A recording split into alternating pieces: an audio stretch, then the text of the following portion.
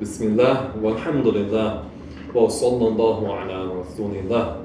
So brothers, we're in lesson 2. So we're going to review briefly about what we covered last week, about the true belief. Inshallah, we'll review this. Then we'll talk about briefly about the belief in the Prophet sallallahu alaihi wasallam and what that entails. And then the lesson 2 from the book, it talks about the concept of taklif, which means accountability. Who is religiously accountable? And then we'll talk about salvific exclusivity, which means salvation is exclusive. The Muslim belief is salvation is exclusive. Salvific salvation, exclusivity, exclusive. For us, we know it is exclusive to Islam. And we'll talk about that. And there's some people who have, like now, they are pretending to be Sunni Muslims, and they are intentionally misguiding people on this issue. So we'll get to that, inshallah. But let's go back to the top and start with a review of the refutation of the different groups. We concluded the last class by what? Talking about the proper belief, right? We talked about the proper belief. I mean, alhamdulillah, many times in our lessons, we've talked about it, but maybe there are people who may watch the video, so it's good to review the proper belief. So what is the basis of our belief? We believe God is one. Yeah. Allah is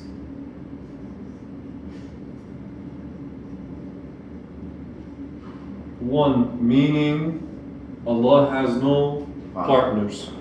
Also, it means Allah is one in the sense of no parts, no size, no shape, no dimensions, no form.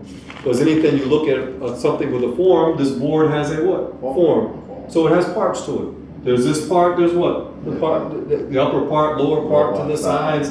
There's dimensionality to it. Allah Ta'ala is not attributed with that. And we'll talk about that briefly. Some of the attributes of Allah: Allah is one, Allah is beginningless.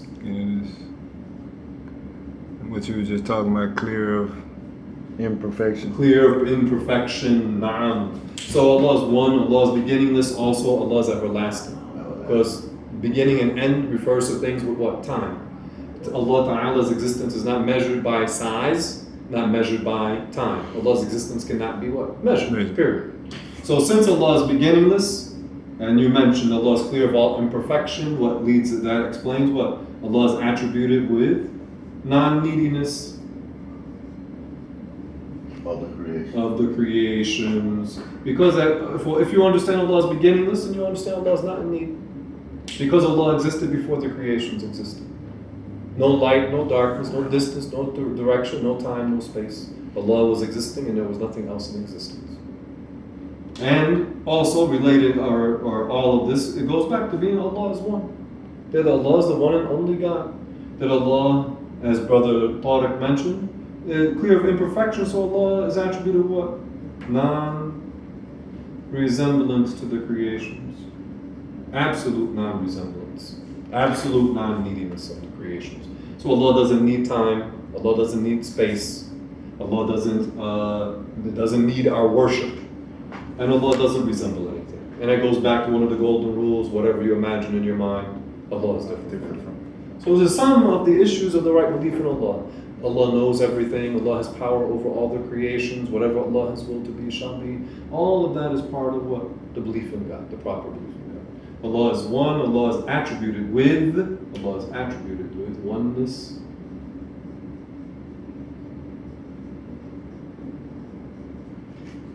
With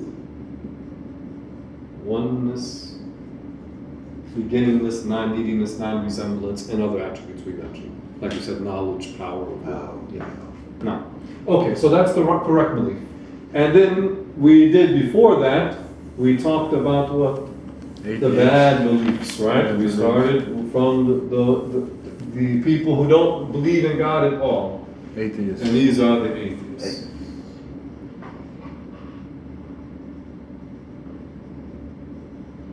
And what was the refutation of the atheist? Brief refutation. Claim to... Simple. Or let's go the other way. What is the proof for the existence of God? The elementary proof. Don't make it complicated, brothers. Creation. The creations. Yeah. The creations are the elementary proof for the existence of the Creator. Now, somebody might well say, what do you mean? How does the universe prove the existence of the Creator? So we said, what about the universe? The only thing they can claim about the universe is what? It's either beginningless or originated. Can't be both, can't be neither. They can only claim one. I'm not saying both are valid, right? But that they can only claim, they can only put forth, they can only posit that either the world is beginningless or that it's what? Originated. That's all they possibly can say. So we know the world is not, it's invalid to say the world is, to claim the world is beginningless.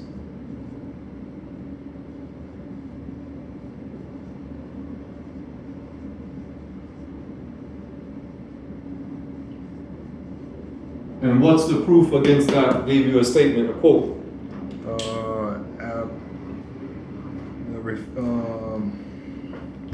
Absurdity of infinite regression. The absurdity of infinite regression. That you could not have a series of the time or events could not go back forever into the past. Because you could never cross infinity to reach what? The present. Because once you reach the present, then you reach the what? Limit. You reach the limit. And that which is infinite, by definition, doesn't have what? A limit. So there has, in order to reach the present, there had to have been what? A start. It had to be a beginning. There had to have been a beginning. So it had to be a beginning. So we know the world the claim that the world is beginningless is clearly invalid. So then we're left with the world being originated. This is what we're left with. And then what did we say? Only two positions a person can claim. The first one is absurd, to claim that the world originated itself, be self-created. And that was a claim we said of what group? Atheists. No. They do say that nowadays, kind of. I mean, it's the implication. But there's a group that claim to be Muslim that claim this also. Nation of Islam. So-called Nation of Islam. They say that God originated himself. Well, you have to be the blasphemy. And the world, to claim that the world originated itself. What was the quote we gave you for this to show that this is an absurdity to say that the world, the universe originated itself? The cards. That was issue of chance. Gave you a quote. Gave you a quote, brothers. About originating itself? Oh, something to do must be. Let me see. The thing must be to do. A thing must be to do. A thing must exist in order to act. If it doesn't exist, then it could not act, could not do anything. So a thing must be to do.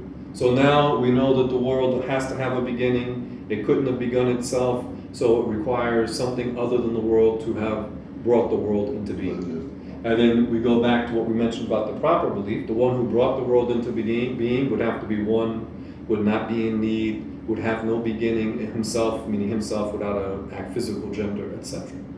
Is that good? All right, tell you.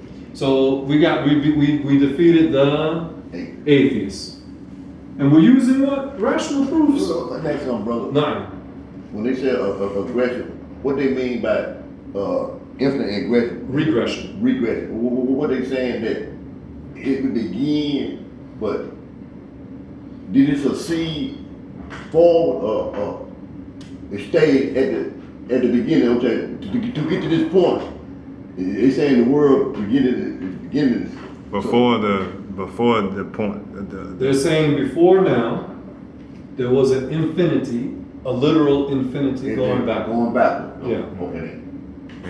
How do the atheists say we get to the point where we're at now? Well, most of them have abandoned this idea of the infinite regression. Okay, they abandoned it now. Yeah. Oh, okay. Most of them have abandoned that, and that's where you get what they call now the Big Bang Theory. Because that's saying, well, in essence, the Big Bang Theory is saying something started, the universe started, they say, about 13 billion years ago. That's what they say. Yeah. So they're saying, so it had to have a start, but we know even if it's explosion or whatever, particles cannot just arrange themselves by themselves into complex systems. It still requires a creator. I'm not saying that there was a Big Bang. One of the brothers, he mentioned that this is not the actual theory, but this is how people think of the theory. Mm-hmm. So the point is, the common people, they say they think it's a Big Bang. They think there was a big explosion. Whatever it was, it could not have originated itself, and it could not have arranged particles into complex systems all by itself. So we got rid of the atheists. Who was next? The polytheists. Refutation of the polytheists. Pagan. And who are the pagans? That's what usually you say the pagans. You mean the polytheists. These people, like we said, the Hindus are among those people. The mushrik means like the idol worshiper. The Arabs at the time of the Prophet, most of them, sallallahu alaihi wasallam, before the spread of Islam, they were what? Mushriks. They were idol worshippers. So you find these people down in the jungles of South America or in Papua New Guinea, and they're worshiping what? Statues. In the jungles of Africa, you find these people worshiping what? Statues. The ancient Greeks, the ancient Romans, what were they worshiping? A multitude of so-called gods. Yeah. So the ancient Egyptians, these ancient European populations in Northern Europe, what were they praying to? Statues. Of course, all of them. Yeah. Praying to animals, praying to things in nature, all kinds of things. So these are the polytheists. What's the simple refutation of the polytheists? What was it? Do you remember in Arabic what it's called? You don't need to memorize it. Dalil means the proof. Yeah, dalil of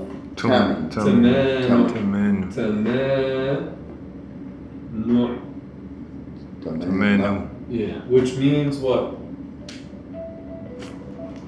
Proof of mutual exclusion. Proof of how we say proof of mutual exclusion or mutual negation. Mutual negation.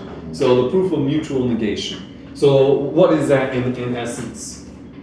If there were two alleged gods or more, the universe would be in ruins. The world would be in ruins. That's from the Quran, yeah. So explain that. What does that mean? Why would that be the case? The sun rising in Memphis couldn't be allowed to be raised by if they say another god at the same place. If there were two alleged gods, according to their claims, it's absurd, so it doesn't work. But then the potential could exist that one of these gods, alleged gods, wills for the sun to rise in Memphis. The other alleged god willed for the sun to what? Set in Memphis at the same time. You know that this is what? It's impossible. It's logically, it's absurd. The sun cannot be setting and rising and setting in the same place at the same time. No. So if there were two alleged gods, one could will for one thing, the other one could will for what? The opposite. And those two things can't happen at the same time. So if the sun were rising, then the one that willed for it to set would be what? Weak. If the sun were setting, then the one who willed for it to rise would be what? Weak. So this is a proof that there could only be one God. No. And then we mentioned the pseudo-monotheist. And who were the groups we mentioned among the pseudo-monotheists? The Christians, the Jews, and the Muslims. The pseudo-monotheists. Pseudo-monotheists. And some people claiming to be Muslim. Okay, I get that. People claiming to be Muslim. So the refutation they claim of God. The Christians, Jews, and some who claim. That's why you put the word false up there. Yeah, well, the pseudo means false. Some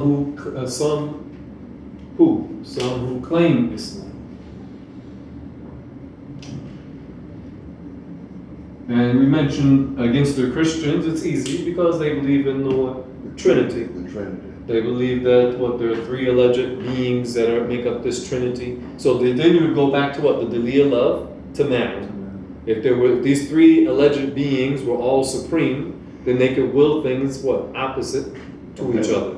If there's one superior to the other, even in their worldview, we're not saying it's valid anyway, but if one is superior to the other two, then the other two would not be what? God. Because God would not be inferior to anything. No, so that's easy. And then other things the Christians say, like they say, God became an infant. The nature of an infant is what? Being weak, being dependent. Jesus, as an infant, needed to eat, needed to sleep. Okay, answered, not to belittle him, answered the call to nature. And then in the Christian doctrine, they say Jesus, who was supposed to be God, gets murdered. So being a murder victim, being a homicide victim, this is an indication of what? Imperfection. So, and then they say that, well, God had to become a human to learn about human people suffering. Allah knows everything. Allah doesn't change, doesn't become something. Because change itself is what? An attribute of a creation. Not as so that's that. And then for the Jews, they have some of the Christians have some of the beliefs of the Jews. Some the Jews, they claim that, I was looking in a translation of it's not authentic, but what they have, what they call the Torah. It's not authentic because it's not the book of Moses. The book has been changed. Yeah. But they said in the beginning, they said, well, like what you know in the Bible, that they say that God created Adam in His image, image of God. They say that God rested. Yeah, they say God rested. So these are things that are unbefitting of Allah Ta'ala. And then those who claim Islam that we mentioned two groups. We mentioned what the Farrakhan people. Yeah, Farrakhan. And they're not only Farrakhan, but all of the so-called nation of Islam. Because it's not just Farrakhan, there's some other ones. There was, we mentioned. They're branched out from. They broke off. All of them go back to what? Elijah Poole. Elijah Poole. Yeah. So Elijah Poole is really the trunk of this blasphemy. Yeah. Eli Poole. So they all come from Eli Poole. So Farrakhan, we mentioned another guy called Roy All, the guy who said he got caught in the cult in Kansas City. Oh, Yeah. And then there's another guy, he was one of the children of Elijah Poole. His name was Silas Muhammad. He came to our college way back in the day. He claimed to be the leader of the so-called Nation of Islam. It's like an old Negro. Who want to cheer down fornication? I think it was one of the ones out of fornication. Yeah. Well, they were all fornicators because they wasn't married and stuff. Yeah, okay, right. But openly out of fornication. Yeah. So back when I was in college, he came. Basically, it's like like these Negro preachers, and it's just a pimp game. They're just taking advantage of the people. So there was Farrakhan. There was a guy named Silas Muhammad. I don't think he's even alive anymore. The Royal guy we mentioned. All of them came out of what? Elijah Poole. The so-called 5 percenters. They call themselves a nation of gods and earths. All of them came out of Elijah Poole. All that kufr is on his neck on the day of judgment. He misled directly tens and tens and tens of thousands of people. And because people would hear his bad belief, maybe he repelled millions of people from Islam. And all that's on his neck. So we mentioned Elijah Poole, and among their bad beliefs, we said what they claim that what we mentioned earlier, the blasphemy that God created Himself. They mentioned the claim. Asiatic black man. They claim that the Asiatic black man is God. They claim that mad scientist. Yeah, the mad scientist. They say Yaqub is God. They claim that Muhammad, who was born to a white woman, is God. So I mean, all kinds of multiple absurdities. Multiple absurdities. The human being, by his nature, is what? Weak. The human being is dependent. It's not. He's originated. So the human being could not possibly be the creator of the universe. So and multiple other things with them.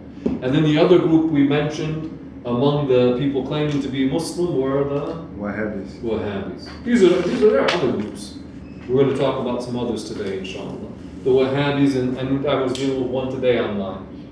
And their issue is that they misunderstand verses of the Quran.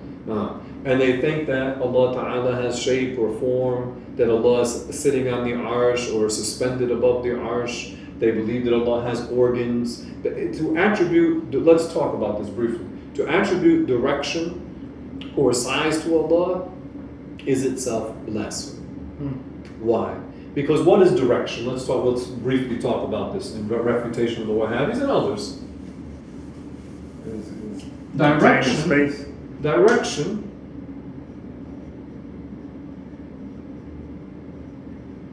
is the comparison between one spatial, the position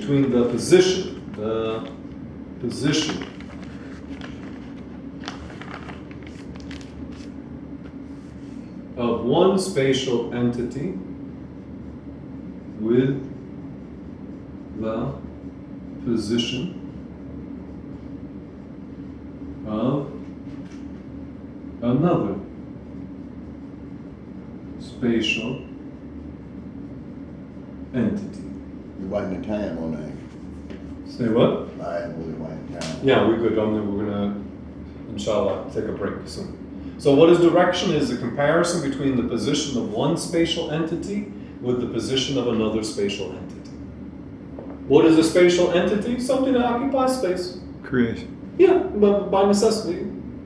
I am a what? Spatial entity. This pen is a what? Spatial entity.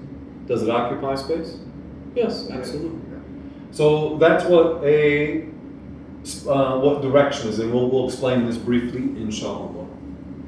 Inshallah, we'll stop this part of the lesson, part 1. Inshallah, we'll continue in part 2.